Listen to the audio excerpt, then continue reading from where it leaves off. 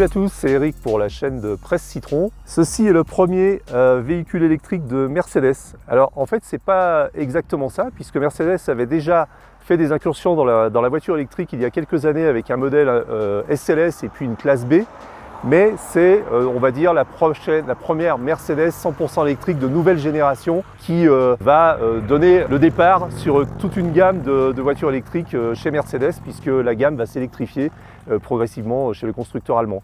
Alors ça, c'est la Mercedes EQC, c'est une voiture qui est commercialisée à partir de maintenant. C'est un SUV, comme on peut le voir ici, donc une voiture avec 4 roues motrices, assez volumineuse, assez imposante, malgré des lignes quand même relativement dynamiques.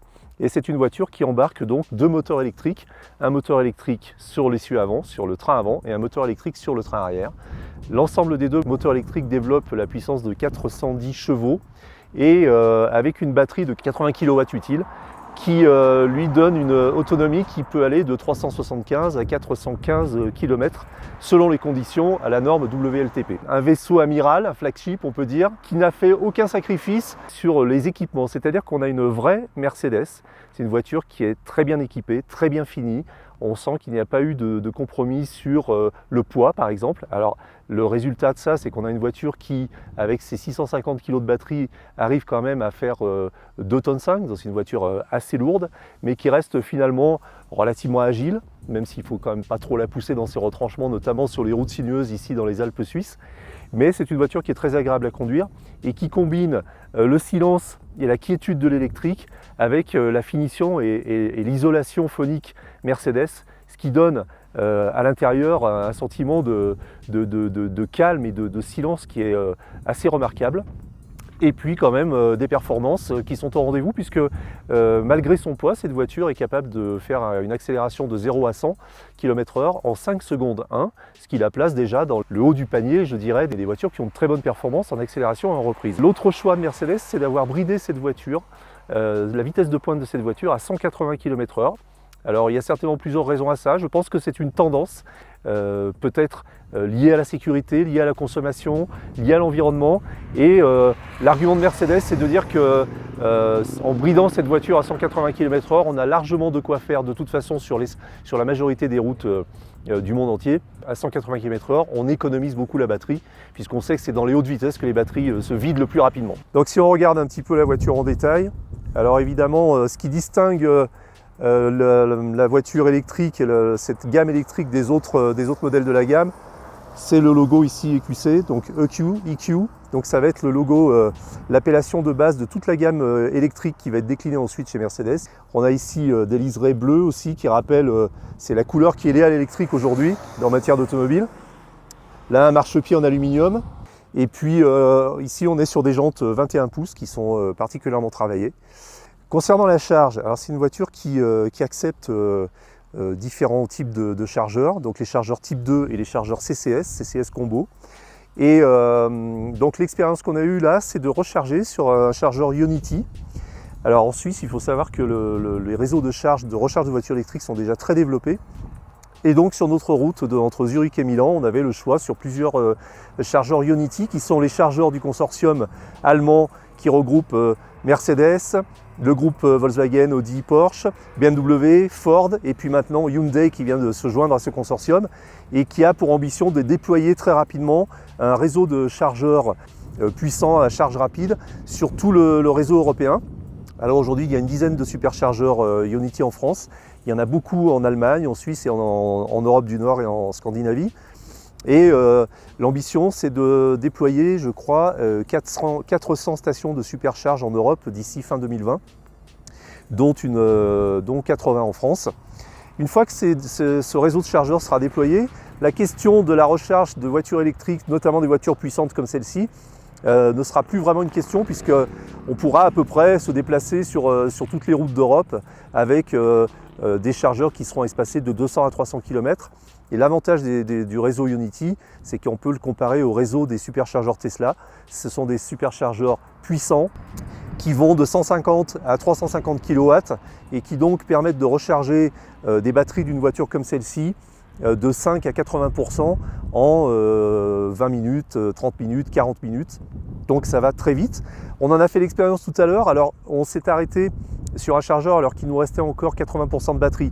Donc la plage de charge la plus rapide était dépassée, et quand on sait que sur une voiture électrique de 80% à 100%, c'est un peu comme sur un smartphone, c'est plus long à charger que de 5% à 80%. Donc c'était pas vraiment représentatif, on a chargé à peu près à 50 kW. Mais cela dit, ça reste rapide, et on aura donc des Ionity à peu près partout en Europe. Donc nous sommes à bord du Mercedes EQC avec sa nouvelle interface MBUX composée de 2 écrans. Sur l'écran de droite, nous avons donc différentes fonctionnalités qu'on peut afficher et qu'on peut vraiment paramétrer selon ses préférences et à sa main. Donc ici on a la navigation, mais on peut aller chercher dans les menus. Et ici on va naviguer dans les menus d'une façon tactile et de façon très fluide. Et on a différentes options qui s'offrent à nous. Donc par exemple les applications, les options de confort, le store d'applications, différents réglages de la voiture, et puis les médias, la radio, les fonctionnalités de la voiture électrique, la navigation, le téléphone, etc. Et qui permettent donc de faire vraiment une voiture et une interface à sa main et selon ses préférences, que ce soit en termes de design ou en termes de fonctionnalité, de confort, de conduite et de sécurité.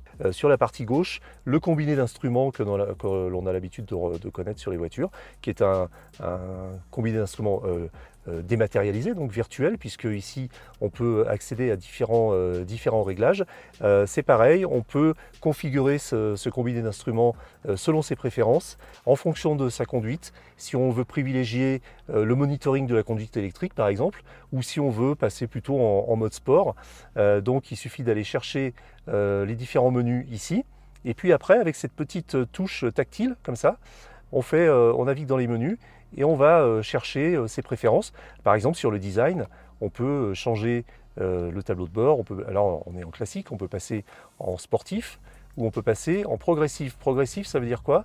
Ça veut dire qu'on va avoir toutes les données qui sont liées à la conduite électrique de façon plus claire et plus évidente. Donc les données de récupération d'énergie, les données de consommation d'énergie, l'autonomie restante, etc., etc.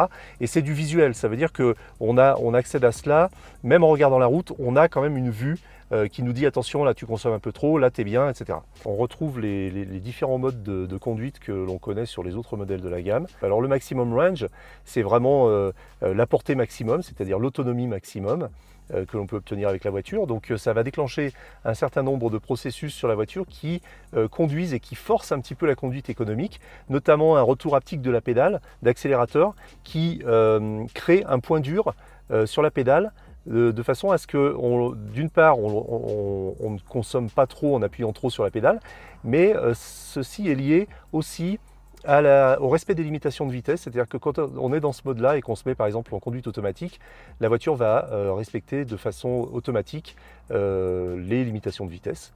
Et on sait que si on respecte les limitations de vitesse, on va rouler en mode très économique. Ensuite, on a différents autres modes, donc le mode économique qui est un grade un petit peu en dessous. On a le mode confort qui est le mode par défaut. Donc là c'est un compromis entre, comme son nom l'indique, le confort et puis l'économie. On a le mode sport et puis un mode individuel que l'on peut paramétrer à sa main. En mode sport, on retrouve un petit peu ce qu'on a l'habitude de connaître sur une voiture en mode sport, c'est-à-dire des commandes plus réactives, une accélération plus immédiate, des suspensions qui se durcissent et une direction un peu plus ferme et un peu plus directe. Ce qui est intéressant dans le mode maximum range, c'est qu'ici on voit qu'on a des palettes au volant. Ces palettes, elles ne servent pas à passer les vitesses, évidemment, parce qu'il n'y a pas de vitesse sur un moteur électrique, en tout cas pas sur cette voiture. Et les palettes servent à gérer le freinage régénératif. C'est-à-dire que si on descend la palette moins, on a ici 2 niveaux de freinage régénératif. Si on descend les 2 niveaux, on a le plus fort frein moteur. La voiture freine avec l'aide des freins moteurs sans qu'on ait à utiliser la pédale de frein. Et donc on a 2 niveaux. Et puis si on veut libérer la voiture de son freinage par le frein moteur, il suffit alors à ce moment-là de monter la palette d'un niveau ici ou de 2 niveaux. Et on a une voiture qui est qui glisse totalement et qui n'a plus aucun frein moteur, mais qui ne récupère plus non plus d'énergie. Donc le bon compromis, c'est d'arriver à se dire, je vais avoir un petit peu de frein moteur, pas trop, de façon à ce que ça ne soit pas trop brutal à chaque fois que je lève la pédale d'accélérateur, mais de façon à ce que je récupère un petit peu d'énergie. Donc notamment ici dans les routes de montagne, on s'est souvent mis en D-, premier niveau, pour avoir un frein moteur tout à fait convenable, sans avoir d'à-coups et bénéficier d'une récupération d'énergie suffisante. Ce modèle n'existe qu'en une seule version, avec la batterie de 80 kW et le moteur de 410 chevaux. Mercedes a fait le choix de ne pas proposer plusieurs versions de puissance et d'autonomie. Et en fait, les différences se font sur les différentes options qu'on va choisir pour cette voiture, et qui va donc démarrer à 79 000 € et aller jusqu'à 95 000 € en fonction des options qu'on aura choisies et de la version de finition, comme là par exemple la version AMG.